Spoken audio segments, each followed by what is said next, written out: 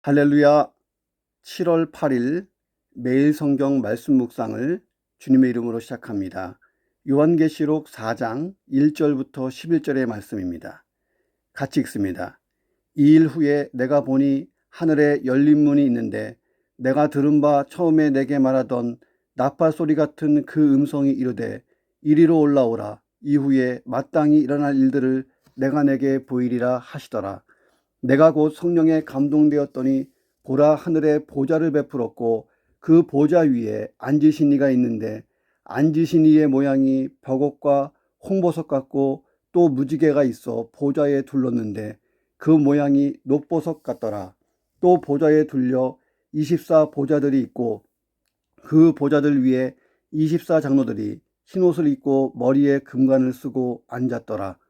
보좌로부터 번개와 음성과 우레소리가 나고 보좌 앞에 켠 등불 7이 있으니 이는 하나님의 7영이라. 보좌 앞에 수정과 같은 유리바다가 있고 보좌 가운데 보좌 주위에 4 생물이 있는데 앞뒤에 눈들이 가득하더라. 그 첫째 생물은 사자 같고 그 둘째 생물은 송아지 같고 그 셋째 생물은 얼굴이 사람 같고 그 넷째 생물은 날아가는 독수리 같은데 4 생물은 각각 6날개를 가졌고 그 안과 주위에는 눈들이 가득하더라.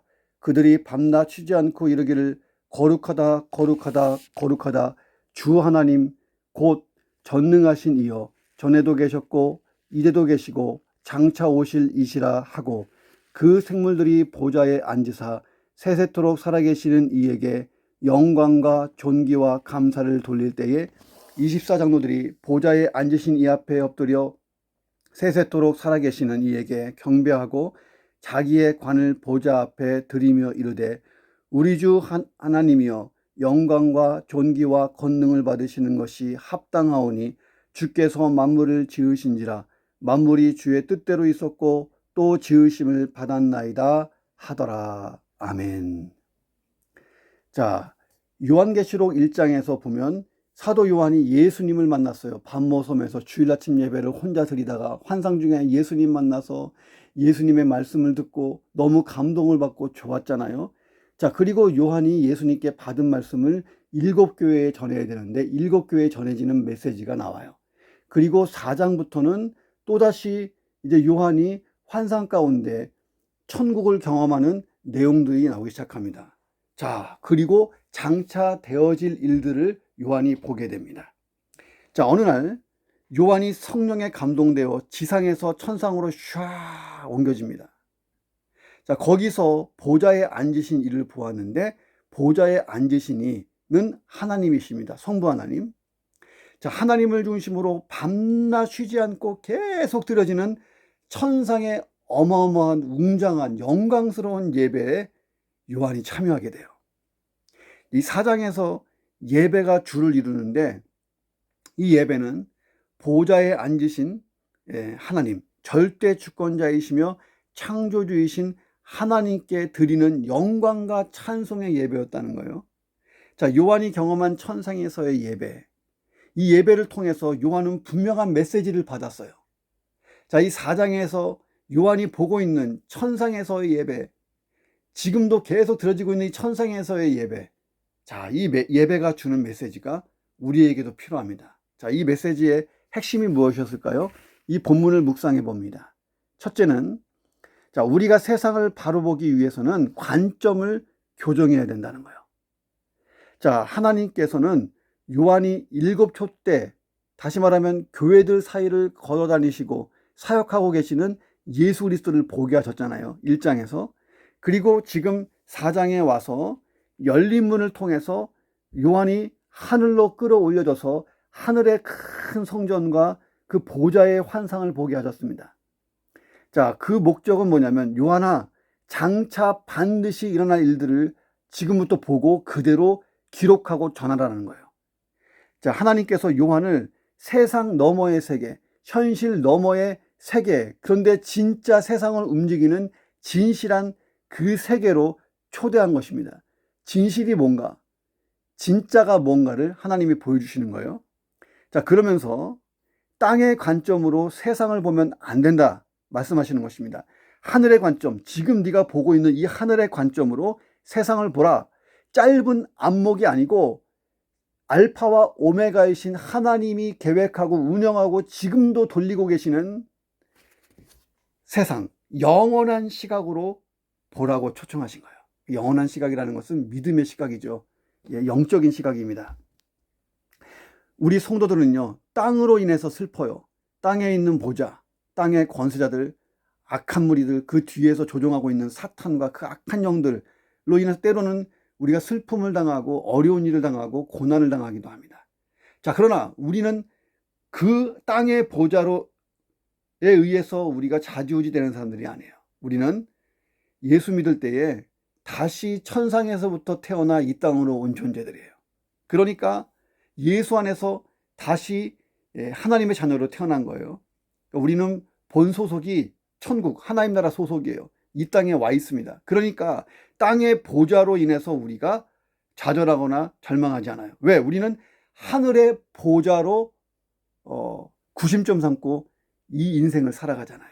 하나님 어디 계십니까? 하늘의 보좌에 자정하고 계시고 모든 것은 거기서부터 계획되는 거예요.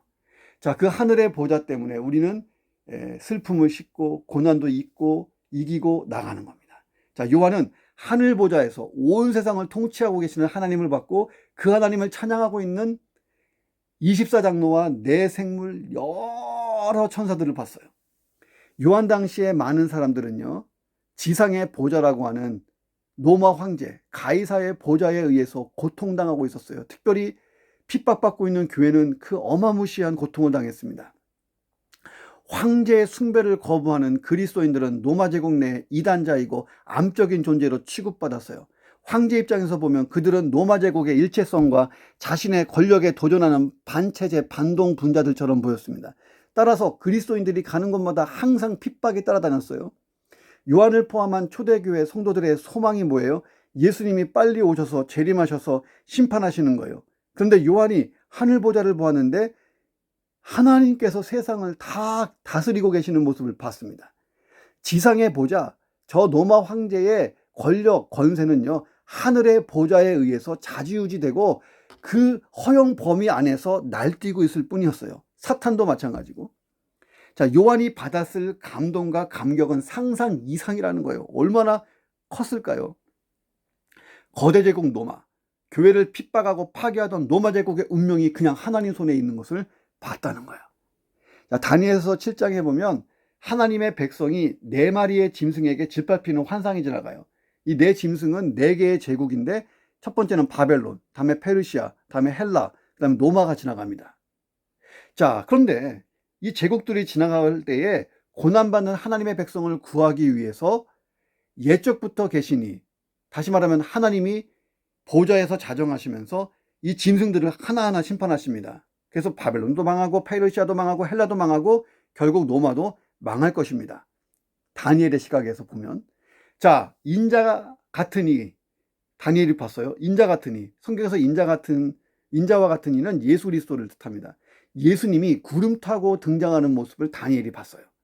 자, 옛날부터 항상 계시니 알파와 오메가 되신 영원하신 그 하나님이 인자와 같으신 사람의 몸을 입고 이 땅에 오셔서 구원 사역을 완성하실 그 예수님에게 나라와 백성과 언어, 다시 말하면 열방을 다스리는 모든 권세를 주십니다. 영광과 나라 모든 것을 다 예수님께 주셔요. 다니엘은 뭘 본 거예요? 하늘나라에서 일어나고 있는, 하나님의 나라에서 일어나고 있는 어전회의에 참석해서 장차 되어질 일들을 쫙 봤어요. 그리고 다니엘이 그것을 기록한 거예요. 그러니까 우리가 요한계시록을 다 공부하고 나면요, 묵상하고 나면 다니엘서는 그냥 읽어져요. 왜냐하면 다니엘서보다 더 진보된 게, 자, 끝판왕이 요한계시록인 것입니다. 자, 사도 요한도 마찬가지잖아요. 하나님의 보좌에서 예배가 드려지는 엄중하고 영광스러운 장면에 참석한 거예요. 땅에 있는 교회는 로마 제국의 압박 속에 생존의 기로에 서 있어요. 로마 제국은 무소불위의 유용을 드러냈어요. 교회는 출구가 보이지 않는 싸움을 하고 있습니다. 자, 그런데 요한이 하늘 보좌를 봤어요. 모든 것이 지상과 다르게 전개되고 있는 거예요. 더구나 하늘에서 결정되는 대로 지상의 일들이 그대로 펼쳐지는 미래를 봤어요. 주기도문에 보면 하늘에서 뜻이 이루어진 것처럼 땅에서도 이루어지고 있었다 하는 거예요. 지금부터 요한은 시각을 바꿔야 돼요. 지상의 시각으로 보면 답이 없어요. 하늘의 시각으로 봐야 됩니다. 하나님의 시각, 영적인 시각, 하늘의 시각으로 보니까 완전 딴판인 거예요. 우리도 마찬가지예요. 내 눈앞에 보이는 나의 환경, 나의 상황에 좌지우지되고 흔들리고 방황하면요, 우리가 고난과 고난을 뚫고 나가기가 어려운 거예요. 하나님의 시각으로 봐요. 모든 것은 하나님이 주관하신다. 하나님의 손에 있다. 하나님은 나를 사랑하시고 구원하신 분이시다. 나를 영원히 자녀 삼으신 분이시다. 내 인생을 향한 하나님의 뜻과 계획과 섭리는 선하고 확실하다. 이 믿음 가지고 가는 거예요. 그 시각으로. 왜? 하나님의 뜻과 계획과 섭리에 따라 세상이 움직여요. 그러면 하나님의 선하시고 또 완벽하신 그 뜻과 계획과 섭리가 우리에게 있다면 우리는요, 세상에서 가장 존귀한 존재고 나를 중심으로 세상은 움직일 거예요. 여러분 믿습니까? 세상은 구속사예요. 하나님이 구원하시는 역사입니다. 구속사의 중심은 그리스도인들이에요. 그리스도인들을 중심으로, 교회를 중심으로 세상이 움직이게 될 것입니다. 요한이 그걸 봤어요. 그러니 오늘 하루를 살면서 하늘의 시각을 가지고 사세요. 우리에게는 영생이 있고 영원한 천국이 있고 상급이 기다립니다. 아버지 하나님과 영원히 동행할 거예요. 그리고 예수 그리스도와 영원히 함께 할 것입니다. 성령님이 우리에게 약속의 보증이 되어서 우리를 인치시고 구원받은 우리를 하나님 앞으로 그대로 갈 때까지 붙들고 계실 거예요. 그러니 절대 절망과 낙심은 금물입니다. 오늘 우리가 관점을 완전히 바꾸고 하루를 살고 승리하시기를 주의 이름으로 축원합니다. 두 번째는 내가 바르게 살기 위해서 그리스도인답게 살려면 내 인생의 진정한 통치자가 누구인가? 이것을 분명히 해야 됩니다. 자, 교회와 성도를 위협하는 황제의 권자, 하나님을 대적하는 16장 10절에 보면 사탄과 그 세력, 짐승의 왕자라고 나와요. 사탄도 하나님 흉내를 많이 내요. 왕자에 딱 앉아서 성경은 그것을 짐승의 왕자라 그래요. 자기 밑에 똘마니들이 있어요. 땅 짐승, 바다 짐승 같은 것들이 나오는데 그런 적그리스도 세력을 뒤에서 막 조종하면서 하나님을 대적해요. 자, 그런데 세상의 시각으로 보니 황제의 권자나 이 짐승의 권자가 대단해 보여요. 자, 그런데 요한이 봤어요. 하늘 보좌에 앉아 계신 진정한 통치자 하나님 한 분만이 모든 것의 주권자이고 모든 것을 판결하시는 분이고 모든 것의 시작과 끝이라는 것을 봤어요. 자, 그 보좌에 앉아 계신 하나님 너무나 영광스러운 거예요. 벽옥과 홍보석과 녹보석처럼 빛이 나요. 그리고 그 하나님이 앉아 계신 보좌를 무지개가 딱 두르고 있었어요. 이게 무슨 환상일까요? 그 보좌에 앉으시니 옛적부터 항상 계신 이는 하나님이세요. 근데 하나님의 영광이 어떻게 드러나냐면 벽옥, 홍보석, 녹보석의 빛난처럼 번쩍번쩍한 거예요. 자, 유대문학에 보면 신적인 위엄과 영광을 표현하는 전형적인 방식이 벽옥, 홍보석, 녹보석 같이 번쩍번쩍한다는 거예요. 그런데 이 세 가지 보석은 대제사장이 옷에 이렇게 걸치는 그 대제사장의 옷에도 12개의 보석이 있는데 그 보석 중에 하나라는 거예요. 자, 요한이 하나님의 진짜 모습을 본 것은 아니고 죄인인 인간이 하나님 보면 죽습니다. 자, 우리가 하나님을 제대로 볼 때는 언제냐면 영광의 천국에 입성하기 전에 우리 몸이 부활의 몸, 죄가 완전히 떨어져 나간 죄성이 없는 깨끗한 부활의 몸을 입는 영화로운 구원, 영화의 구원을 얻은 후에 하나님을 볼 수 있는 거예요. 예수님처럼 돼야지 되는 것입니다. 그 부활의 몸을 예수님이 우리에게 약속하셨잖아요. 자, 요한이 본 것은 하나님의 외형적인 모습이라기보다는 하나님의 성품, 하나님의 본질을 보여주고 있는 어떤 표징을 본 것입니다. 인간의 말로 그 모습을 표현할 수가 없는 거예요. 그래서 그 모양이 마치 이런 것 같아요. 벽옥과 홍보석 같아요. 녹보석 같아요. 번쩍번쩍 반짝반짝. 와, 뭐라고 표현할 수 없는 번쩍번쩍. 근데 그 주위에 무지개가 탁 둘러 있어요. 이 무지개는요, 노아의 언약을 상기하게 하잖아요. 사람이 인지할 수 없는 하나님의 엄청난 초월성, 영광, 벽옥, 홍보석, 녹보석에 눈부심이 있는데 거기에 무지개, 하나님의 자비와 은혜가 가득한 모습을 봤어요. 그러니까 하나님은 영광과 권세가 있으신 공의롭고 정의로우신 거룩하신 분이에요. 동시에 온 인류를 사랑하시고 저와 여러분을 사랑하셔서 독생자 아들을 십자가에 내어주시기까지 사랑하시는 하나님의 구원하시는 은총, 은혜와 자비가 충만하신 그 하나님의 은총이 신비하게 결합되어 있는 거예요. 하나님의 사랑이 신비하게 결합된 곳이 십자가예요. 하나님의 공의와 사랑이 만나는 곳이잖아요. 요한은 사랑과 공의가 가득한 거룩하신 하나님, 사랑과 인자가 자비하신 하나님, 그 하나님의 모습을 그대로 본 거예요. 인간의 말로 표현할 수 없어서 이렇게 상징적으로 표현한 것입니다. 요한이 그 하나님의 영광을 보고 얼마나 큰 위로를 받았을까요? 그분은 나를 창조하시고 나를 구원하신 하나님이셨다는 거예요. 자, 5절에 보니까 그 하나님의 보좌, 하나님의 앉아 계신 곳에서부터 번개, 음성, 우레소리가 들립니다. 번쩍번쩍 꽝꽝꽝 우르릉. 예. 하나님의 보좌에서부터 심판이 막 시작되고 있는 모습을 요한이 본 거예요. 성경에서 이 번개와 음성과 우레소리는요, 세상 심판이 본격화될 때, 하나님께서 임재하실 때, 하나님의 사역, 하나님의 계획이 실행될 때 본격적으로 이 현상이 나타납니다. 자, 그러면서 무엇을 보여주는 것입니까? 하나님의 보좌에서 번개, 음성, 우레소리가 꽝꽝꽝꽝 나갔다는 것은 심판은 하나님이 하시는 거고 하나님으로부터 심판이 시작되는 거예요. 하나님의 계획과 뜻대로, 그 섭리대로, 그 시각에. 자, 그리고 하늘 보좌에서 시작된 이 심판을 막을 수 있는 존재는 하나도 없어요. 노마 황제들 못 막고 심지어 그 뒤에 있는 사탄과 악한 세력도 막을 수 없어요. 마지막에 사탄과 그 악한 세력도 다 불못에 던져집니다. 그 요한이 또 뭘 봤냐면 그 하나님의 보좌 앞에 켜있는 7 등불을 봤어요. 7 등불을 성경은 하나님의 7 영이다 라고 나옵니다. 7개의 영이란 뜻이 아니고 7이라는 숫자는요, 완벽한 영. 누구일까요? 성령님을 표현한 것입니다. 자, 그런데 이 켜있는 등불로 표현하잖아요. 온 세상을 다 훤히 들여다보고 계시는 하나님의 시각을 보여줘요. 온 땅을 다 두루감찰하시는 거예요. 자, 뭘 상징합니까? 하나님이 다 알고 계신다.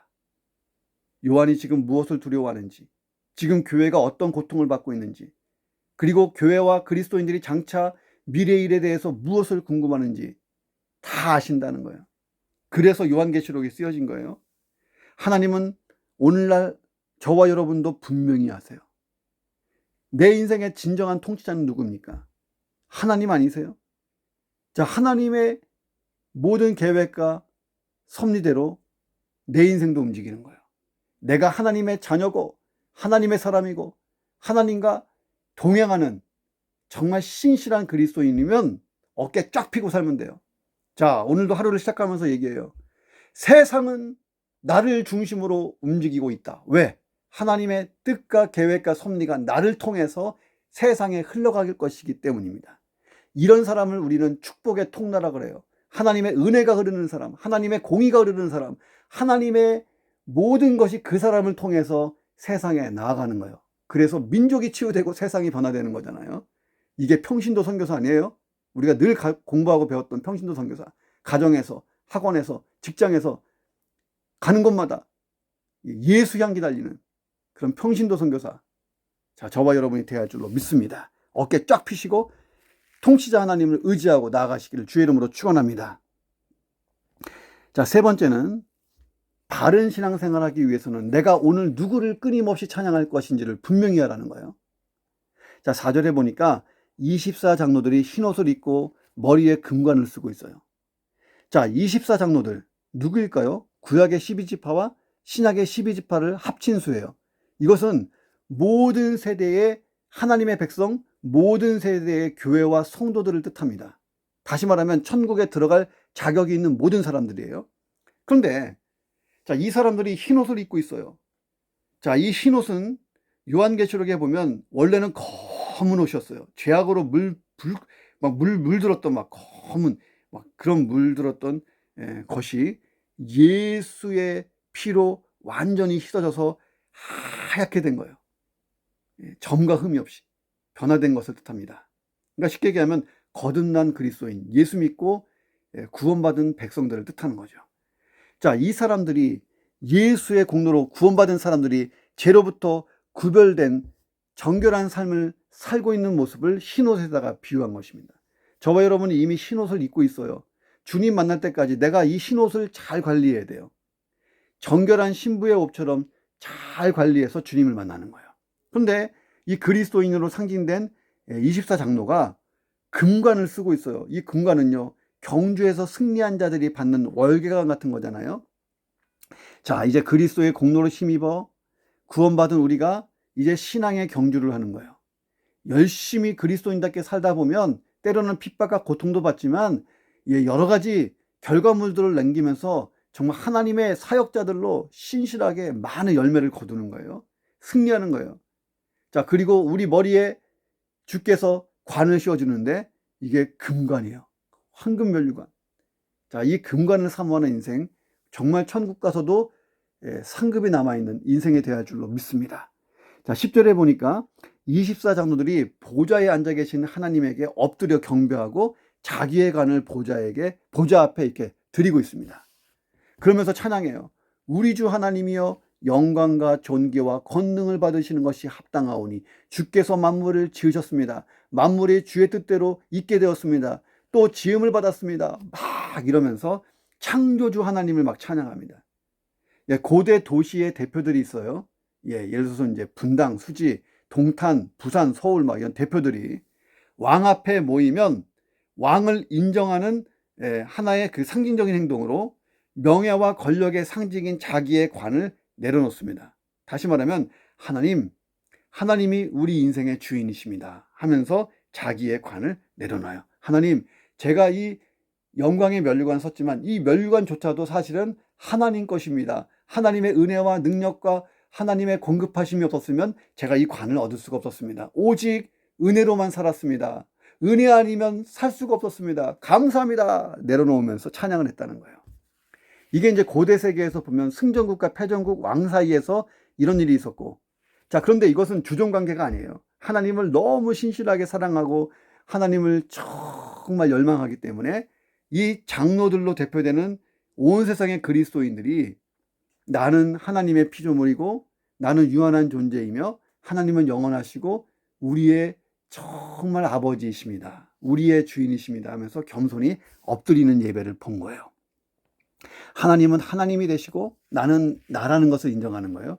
여기서부터 예배가 시작되는 것입니다.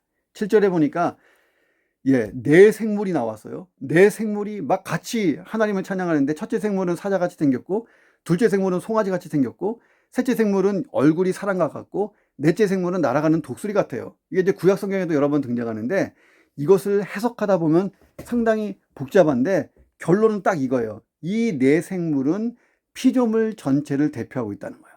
그러니까 이 네 생물이 대표하는 것도 24장로들하고 똑같아요. 모든 그리스도인 그리고 모든 피조물들을 대표하고 있어요. 자, 모든 피조물, 존재하는 모든 피조물들이 해야 될 일이 뭐예요?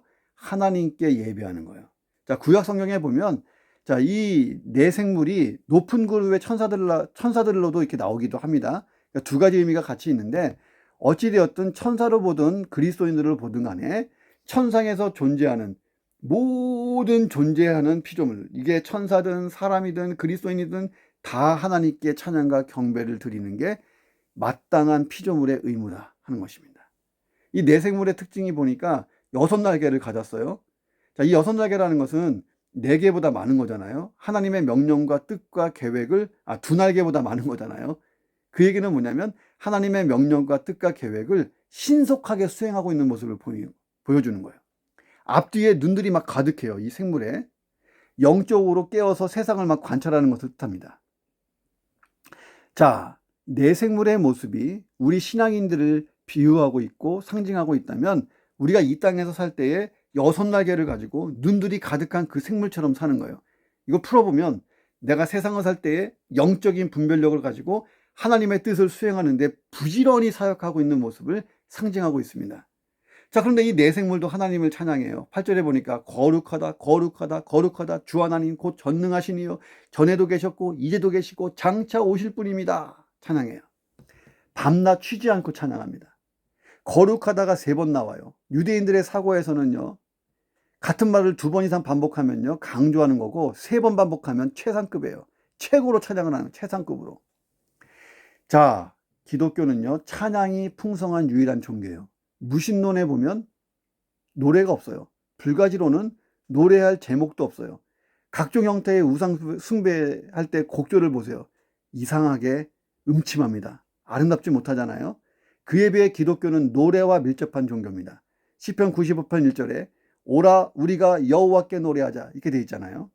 자, 로마 황제 숭배와 이방의 신상 숭배가 일반적이었던 그 상황에서 요한은 천상의 예배를 드리면서 24장로가 하나님께 경배하는 모습을 보고 내 생물이 하나님께 경배하는 모습을 보면서 감격했을 거예요. 자, 로마 황제는 로마 제국 내 여러 도시들에게 자기의 신상을 세워놓고 내가 주님이고 내가 하나님이니 고백하고 경배해라 이렇게 명령했어요. 그리스 로마의 많은 도시들이 각자 자기들의 수호신을 세워놓고 그 앞에 엎드려 경배하고 찬미를 드립니다. 그런데 요한은요, 하늘의 보좌와 찬미하는 예배를 봤어요. 궁극적으로 진짜 찬양을 받기에 합당하신 분은 하나님 한 분이고 그 찬양 예배만 인정되는 것을 봤어요. 나머지는 다 헛것이에요. 자, 요한과 초대교회가 지금 하나님만 찬양할 수 있다면 잘하고 있는 거예요. 어떤 상황에서도 하나님을 찬양할 수만 있다면 가장 잘하는 것입니다. 자, 우리가 영원한 천국에서 영원히 하는 일은 하나님을 찬양하는 일이에요. 자, 하나님보다 더 찬양을 받아야 될 피조물은 이 세상에 없습니다. 그런데 나는 오늘 무엇을 찬양하고 있습니까? 혹시 돈을 찬양하고 있지는 않습니까? 혹시 어떤 사람을 흠모하고 있지는 않습니까? 아니면 어떤 일들을 더 찬양하고 있지 않습니까? 자, 하나님을 찬양하는 것, 하나님을 찬양하게 하는 것, 이것이 우리의 사명이에요. 하나님의 백성을 상징하는 24장로들이 수정 같은 유리바다 위에서 자기 면류관을 하나님 앞에 드리면서 영광, 존귀, 능력을 하나님께 드리고 있어요. 우리가 부르는 찬양은 가장 고상하고 아름답고 강력한 파워예요. 찬양은 하나님은 하나님이십니다 라고 고백하는 거예요. 그리고 우리는 그 하나님의 사랑받는 자녀요, 하나님의 지음받은 창조물이요, 하나님이 너무 존귀하게 여기시기 때문에 그 아들 예수를 십자가에서 내어주고 피값으로 사신 가장 존귀한 그리스도인들입니다. 감사합니다. 하나님 영광 받으십시오. 이게 찬양이에요. 이 찬양의 핵심이 뭡니까? 내 인생의 주권자는 하나님이십니다. 하나님만이 나의 전부입니다. 이것이 고백되지 않으면 우리의 신앙생활은 늘 위태롭고 갈짓자 형태로 왔다리 갔다리 하고 때로는 삼천포로 가기도 합니다. 오늘도 정도를 잘 걸어갈 수 있기를 주의 이름으로 축원합니다. 기도하겠습니다. 하나님, 요한은 보았습니다. 하나님의 뜻과 계획과 섭리에 따라 세상이 움직이고 있었습니다. 지금도 마찬가지입니다. 이 세상은 하나님의 뜻과 계획과 섭리에 따라 움직입니다. 내 인생도 마찬가지입니다. 하나님, 영적인 눈을 뜨게 하여 주옵소서. 영적인 눈을 뜨고 나를 향한 하나님의 뜻과 계획과 섭리를 분명히 보고 사명자로 하나님의 사람답게 축복의 통로로 그리스도인답게 살게 도와주시고 또 세상을 바라보는 눈을 주님의 시각으로 가지고 봐서 세상을 위해 중보기도하고 사역할 수 있도록 역사에 주옵소서. 하나님이 내 인생과 온 우주를 다스리는 분이십니다. 하나님의 뜻이 하늘에서 이루어진 것처럼 땅에서도 이루어집니다. 하나님, 그 뜻을 내가 발견하며 살 수 있도록 도우시고 하나님의 뜻이 나를 통하여 이 땅에 이루어질 수 있는 하나님, 그런 하나님의 통로, 능력의 통로, 영광의 통로, 또 쓰임받는 하나님의 계획의 통로, 사명의 통로되게 역사에 주옵소서. 가장 고상하고 아름다운 강력한 파워는 하나님께 찬양을 드리는 것입니다. 하나님이 내 인생의 전부입니다. 하나님이 시작과 마지막이십니다. 하나님은 나를 가장 사랑하시는 나의 아버지이십니다. 끊임없이 찬양 드리면서 그 찬양의 힘으로 하루를 승리하며 살도록 도와 주시옵소서. 예수 그리스도의 이름으로 기도합니다. 아멘.